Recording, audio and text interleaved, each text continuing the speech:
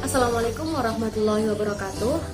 Halo, nama saya Naila Farah Amelia Armansyah, nomor presensi 25 dari kelas 12 MIPA 1. Di sini saya akan menjelaskan mengenai mapel fisika, yaitu di bab terakhir sumber energi. Yang pertama ada mengenai sumber energi, apa itu sumber energi dan jenisnya. Yang kedua adalah penggunaan sumber energi. Yang ketiga adalah dampak penggunaannya. Yang keempat adalah pembangkit listrik di Indonesia. Dan yang kelima adalah solusi terhadap keterbatasan energi. Baik, langsung saja. Sumber energi ada dua. Sumber energi terbarukan. Yang jenis pertama merupakan sumber energi yang dapat diperoleh secara ulang dan dapat dipulihkan secara alami. Yang kedua adalah jika dikelola dengan baik, sumber dayanya tidak akan habis, sehingga disebut juga dengan energi yang berkelanjutan atau sustainable energy. Yang ketiga adalah ramah lingkungan, tidak menyebabkan perubahan iklim maupun pemanasan global. Contohnya adalah energi, angin, dan matahari. Dan yang kedua adalah jenis sumber energi tak terbarukan. Merupakan sumber energi dari sumber daya alam atau SDA yang pemulihannya membutuhkan waktu yang sangat lama, bahkan bisa diperkirakan mencapai jutaan tahun. Jika digunakan secara terus-menerus, maka suatu saat energi tersebut juga akan habis. Tidak ramah lingkungan, menyebabkan perubahan iklim dan tentunya pemanasan global. Contohnya seperti bahan bakar fosil, yaitu batu bara dan minyak bumi. Terus selanjutnya adalah penggunaan sumber energi. Ada di berbagai sektor. Di sini saya mengambil 4 sektor. Yang pertama adalah sektor industri yang bisa dimanfaatkan untuk memindahkan bahan, menggerakkan peralatan mesin, memanaskan atau mengeringkan bahan, tentunya juga mengatur suhu ruangan penyimpanan. Sumber energi yang digunakan adalah batu bara, produk minyak, gas, dan biomasa.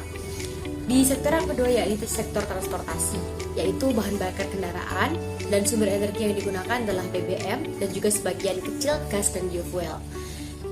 Sektor yang ketiga adalah komersial yang bisa digunakan untuk penerangan dan menghidupkan peralatan listrik, juga mendinginkan ruangan. Sumber energi yang digunakan listrik dan BBM. Dan sektor yang keempat adalah rumah tangga, sektor rumah tangga.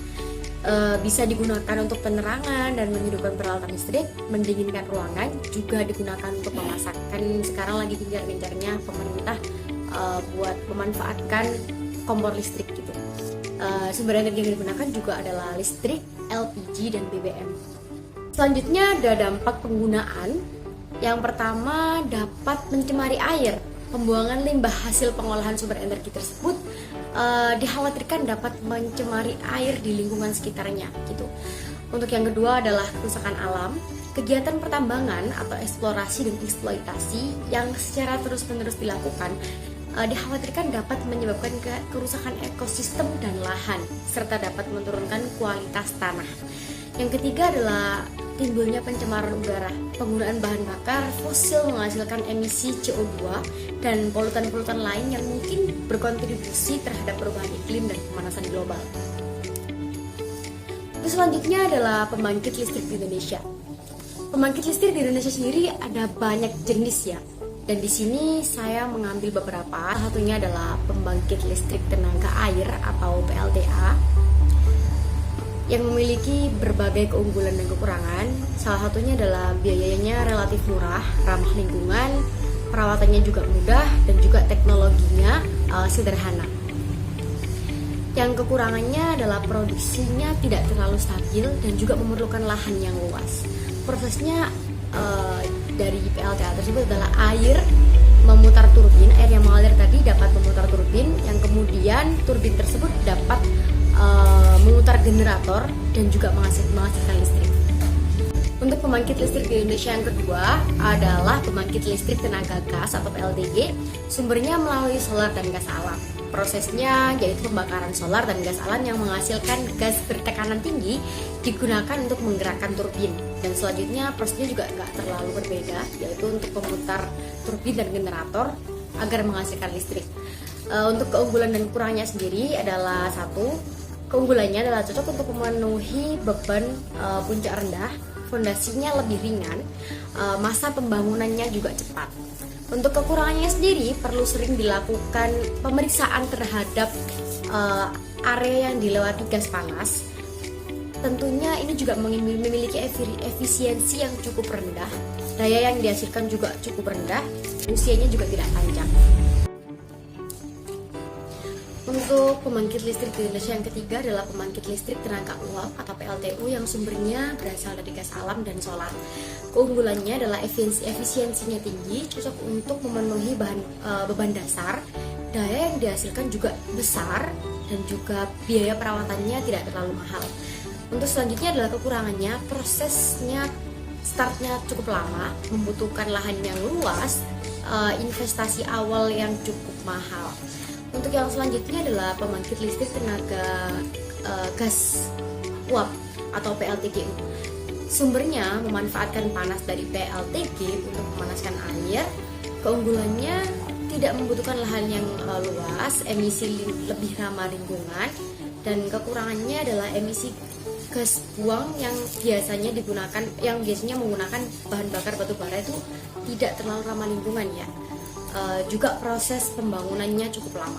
Untuk yang selanjutnya adalah pembangkit listrik tenaga diesel atau PLTD yang bersumber dari solar.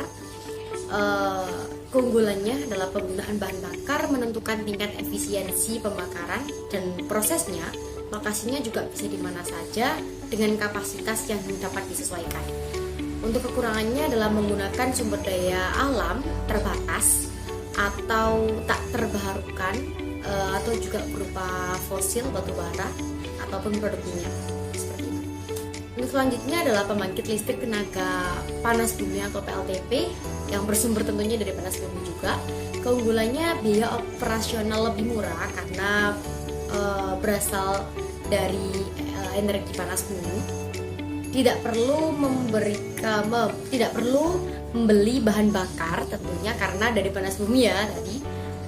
Tentunya juga lebih murah daripada PLTU. Kekurangannya memerlukan biaya investasi yang cukup besar, terutama untuk biaya eksplorasi dan pengeboran berbumi. Untuk selanjutnya adalah solusi terhadap keterbatasan energi. Yang pertama adalah melakukan penghematan energi, tentunya dengan menggunakan energi yang terbarukan ataupun mulai dari hal-hal kecil seperti mematikan lampu ketika tidak dipakai dan sebagainya. Untuk yang kedua, berpindah ke sumber daya terbarukan seperti yang sudah saya tadi. Yang ketiga, meningkatkan fokus pada teknologi penyimpanan. Yang keempat, meningkatkan inisiatif efisiensi energi. Yang kelima, melakukan audit energi. Dan yang terakhir adalah peduli terhadap perubahan iklim lingkungan. Tentunya dengan menggunakan energi-energi yang tak terbarukan, kita juga harus prihatin dengan kondisi lingkungan sekitar kita seperti itu. Baik, terima kasih. Hanya itu saja yang dapat saya sampaikan. Kurang lebihnya mohon maaf. Wassalamualaikum warahmatullahi wabarakatuh.